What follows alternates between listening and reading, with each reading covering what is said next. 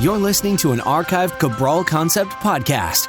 After listening to this show, check out the most up-to-date podcasts available at stephencabral.com/podcasts or search directly on iTunes.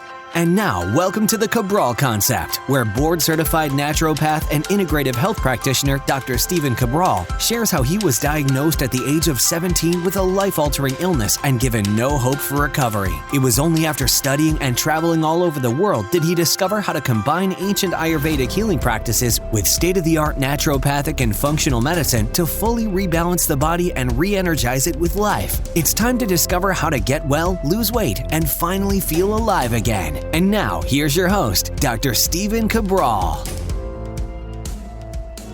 Welcome to Cabral Concept. Today, we have a very important topic to talk about. It is a Total Wellness Tuesday, and we're talking about one of the main things you can do to improve your overall health and longevity. So this is a really nice research-based topic based on vitamin D and vitamin D deficiency. So I'm going to say that unless you've tested your vitamin D levels, you are most likely deficient. That's how pervasive it really is in the entire world.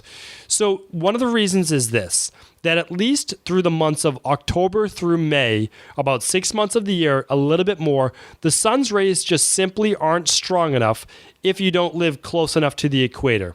So that means if you live anything above mid to northern in the United States, or in the world, your levels are going to most likely be deficient. I didn't even know how big a deal this was until I started testing people in my own practice about 4 years ago, even during the summertime. And believe it or not, only about 10% or less, so it was really more like 5 to 10% of the people that I tested during the summer were even high enough in vitamin D during the summer. And why would this be? Well, one of the reasons is during the summer, you're just not outside that much. And if you are, you're only exposing your face and maybe your arms. You're not getting enough of your full body exposed to actually take in the vitamin D that you do need. And I'll explain a little later in today's show of why, even if you're getting enough sun, why it may not increase your vitamin D levels. So the other thing is pollution, using sunscreen, which is kind of a big, in my opinion, not a great thing to do. You use it to prevent sunburns, but you're not going to use it because you're blocking vitamin D. That's such a really important thing. I'll talk more about that on another show, whether you should use sunscreens or sunblock or any of those things. And then again, people are just spending more time indoor, more time in their car, and they just aren't getting the sun that they need. So what I would say to you is this.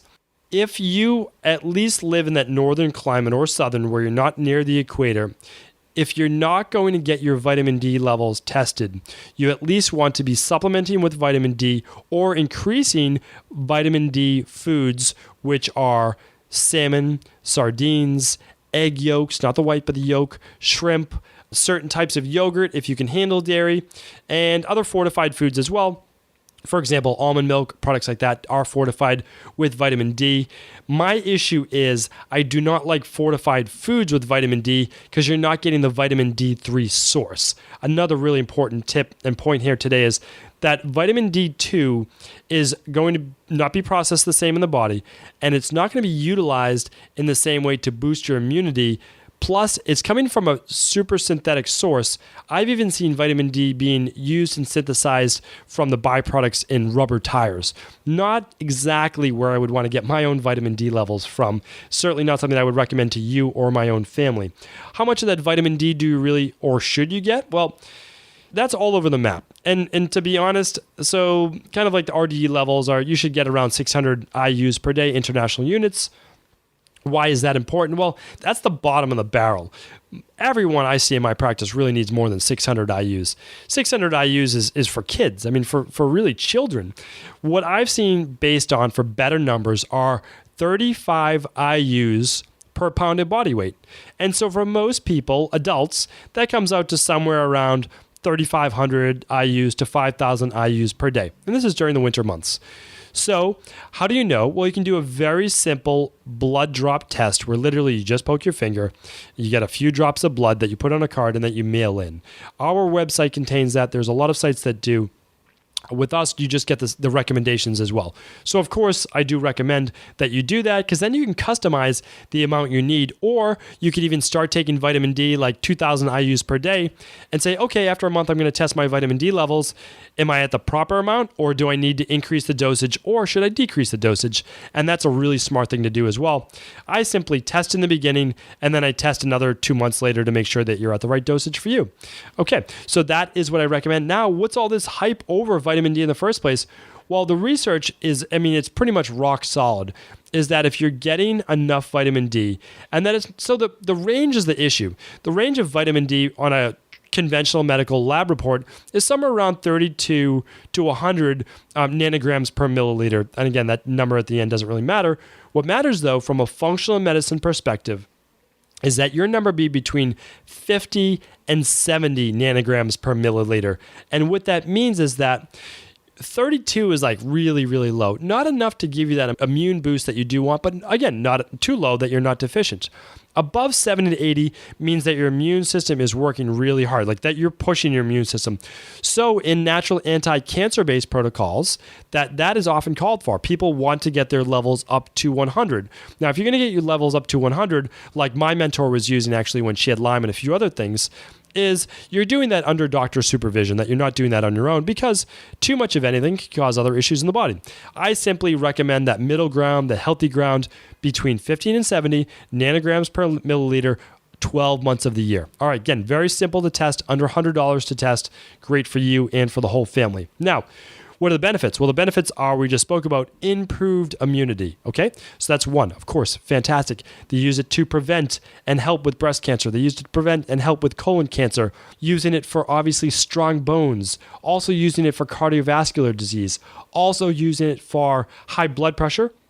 My recommendation, though, is you have to be careful with high blood pressure, because if you have high blood pressure and you just take a straight vitamin D, you most likely do want to include a vitamin K with that, and you want to include magnesium as well, so that you don't constrict those arteries too much. You don't, because when you take vitamin D, it can make your blood more calcium retentive, and that just means you're pulling more calcium into the bloodstream, which can increase sympathetic nervous system tone, which just means it can increase fight or flight or constriction of those arteries.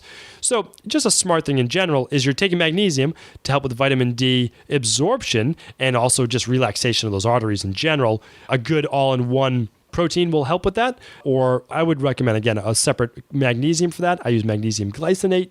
And the other thing is, if you're worried about cardiovascular disease, you could also be using a natural form of vitamin K as well. You could look up on the links that we recommend. K-Force is one product. There's a few different products, again, that we do recommend for that. But again, go with a vitamin D not from your drugstore or supermarket or a place like that. Do go with a functional medicine-based product. And the reason is that it's typically going to cost under $10 or maybe like $14 for a 2-month supply of vitamin D. So again, it's a very inexpensive product, but one that just has so many health benefits that I cannot recommend to you enough. The increasing of your own vitamin D levels, and again, that can be naturally from the sun, or it can be from vitamin D supplementation. Now, if you're taking vitamin D supplementation and your levels are not increasing, that's obviously an issue. And that doesn't mean take more vitamin D. It means take those cofactors that I just spoke about that hardly anyone ever talks about, like the calcium, the magnesium, the vitamin K, those other cofactors that allow for that utilization and synthesis of vitamin D into the tissues themselves. And do think of vitamin D not just as a vitamin we keep talking about, but actually as a hormone as well, because it just does so much and acts more like a hormone in the body with its ability to even improve type 2 diabetes. So don't wait for more and more studies to come out to show how amazing this thing is for our body. And of course it does, right? When as humans, we were basically populating on this earth, we would stay near warmer weather and we would stay near water and stay near the sea and places that we could get food and resources. And obviously vitamin D from the sun does so much to keep us healthy. Now, we've obviously come a long way as a human species, but that doesn't mean that we should live without the sun, of course. Hopefully that does make sense. So much you can look into for vitamin D, but really what I explained here today is all you do need to know. My recommendation is to simply start taking vitamin D at about 2,000, 3,000 or more IUs per day if it is the wintertime, and then in a month get tested, or get tested today and then find out what your levels are let's say 2 months after taking your vitamin D based product. But again, if you get tested and your levels are like a 17 or even a 30, I'm going to recommend taking that 5,000 IUs until you get your levels up to that 50 to 70 nanograms per milliliter when you have that blood test done. I do hope this answers your questions on vitamin D and vitamin D deficiency and all the amazing benefits that my clients get in my Boston practice, and hopefully that you can get on your own as well. Thank you for tuning into the Cabral Concept. I'll be back real soon with more wellness tips. I want to sincerely thank you for your support of this podcast. I couldn't do it without you, and I mean that. I truly do. I also want to make sure you knew that we now have multiple ways for you to find your answers to the most difficult health, wellness, weight loss, and anti-aging questions.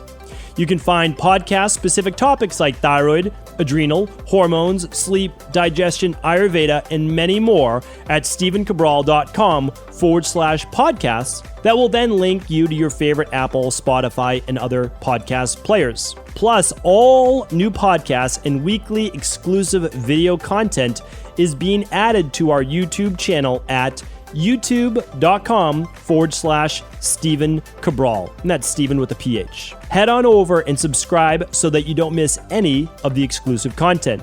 Lastly, if you've ever found any of my podcasts or books to be helpful, I would really appreciate it if you could leave a review on iTunes or your favorite media player for the podcast.